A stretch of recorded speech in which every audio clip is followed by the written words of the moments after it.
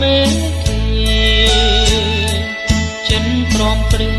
បងស្មាំងលើរូបច័ន្ទថ្លៃប្ររាត្រី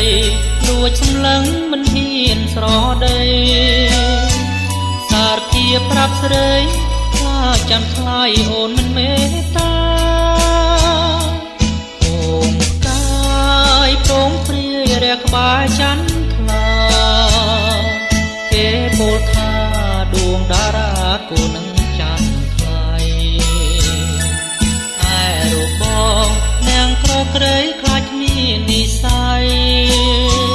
លបលួចតែទេងគង់បីខ្សែចិត្តនៅប្រាថ្នាបើអូនដឹងត្រលឹងសូមពើអាណិតដល់ដួងចិនត្រៀមប្រពន្ធប្រប្តីស្នេហាក្នុងចិត្តនេះបើស្រឡាញ់ហ៊ានបដូរសង្ខារមកស្មឹងឥតប្រែសាវ៉ាសូមចន្ទថ្លាជឿចោះណាស្រីនៅម្នាក់ឯងសម្លឹងច័ន្ទថ្លៃចិត្តស្រមៃហាងបានថ្នមក្នុងអត្តថា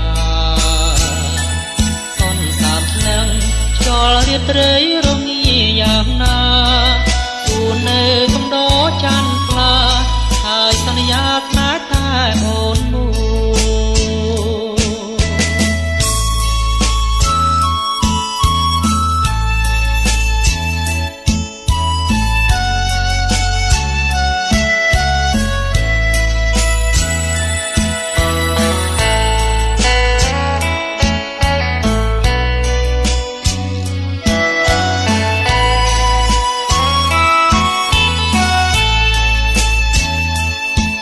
អូនដឹង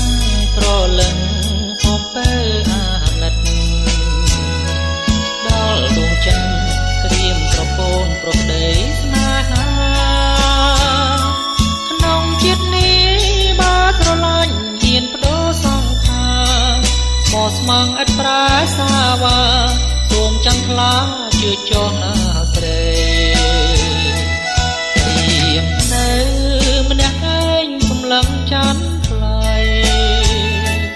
ចិនស្រមៃហាងបានថ្នមក្នុងអត្តថាសនសាបថ្លឹង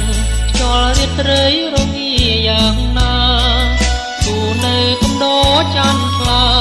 ហើយសន្យាស្នេហ៍តែ